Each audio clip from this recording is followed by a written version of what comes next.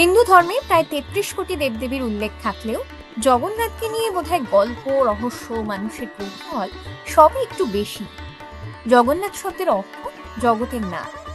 ওদিকে হিন্দু দেবদেবীর মধ্যে প্রধান হলেন ব্রহ্মা, বিষ্ণু, মহেশ্বর। তার মধ্যে বিষ্ণু আর মহেশ্বরকে জগতের নাথ বলেন হিন্দুরা। তাহলে এবার প্রশ্ন আসছে, জগন্নাথ আসলে কে, বিষ্ণু না মহেশ্বর? বেদ, রামায়ণ কিংবা মহাভারতে জগন্নাথের কোনো উল্লেখ নেই।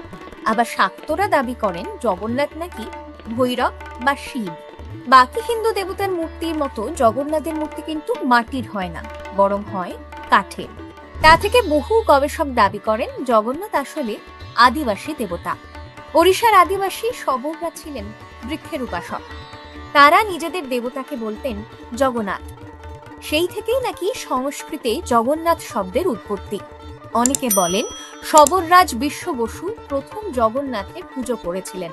ওদিকে শ্রী চৈতন্যদেব আবার জগন্নাথের মধ্যে খুঁজে পেলেন শ্রীকৃষ্ণকে। সেই থেকেই বৈষ্ণবদের বড় অংশের বিশ্বাস জগন্নাথই আসলে কৃষ্ণ, অর্থাৎ জগন্নাথ কৃষ্ণ, তিনিই নীলমাধব।